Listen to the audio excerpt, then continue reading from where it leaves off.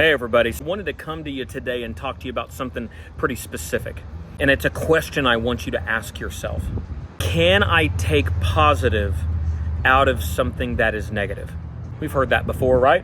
When negative things happen in our lives, can we find something positive from that situation that will better us, that will grow us, that we can learn from? Now I want you to take it a step further. Can I learn something from someone I deem to be super negative? Can I grow from something someone says when that someone is someone I find reprehensible? Can I grow? Can I learn? Can I become more educated? Can I become better at what I do when I'm listening to something that someone is saying and that someone is someone I can't stand? I had a couple of shorts that I posted here over the last couple of weeks. The first one didn't do that great. It didn't do well at all. It was under 1,000 views, but it was former President Obama talking about what it means to be a leader. And actually, I thought it was very good. He talked about the fact that you can't do it by yourself, that you've got to bring people along with you. That true leadership, right, requires a compelling vision that brings followers, and those followers become your team, and that team is what helps propel you to greatness. And it's a really good message. The amount of negativity it got was pretty outstanding. I said to myself, you know what? I'm going to be fair. I'm going to put up another short. And in this short, I put former President Donald Trump. And I guess there's nothing like clicks on YouTube when you put something with Donald Trump up, right? So it had 10,000, 11,000 views, almost 400 likes, but it had a ton of negativity.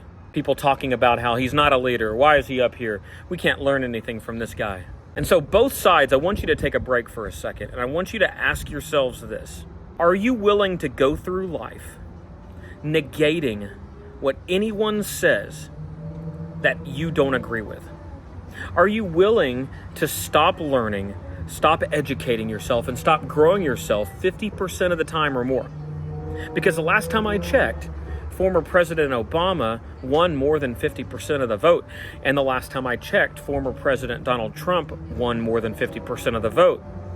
Therefore, what you're saying is, when you say, I can't stand Obama, I can't learn anything from him, you're saying that I can only learn from 50% or less of the U.S. population. When you say, I can't learn anything from former President Donald Trump, you are saying, I can't learn anything from 50% or more of the U.S. population. I don't know about you, but I want to be a sponge for knowledge. Good knowledge, right? I want to decipher what's good and what's not. But I want to be a sponge for knowledge and learning and education. I want to grow.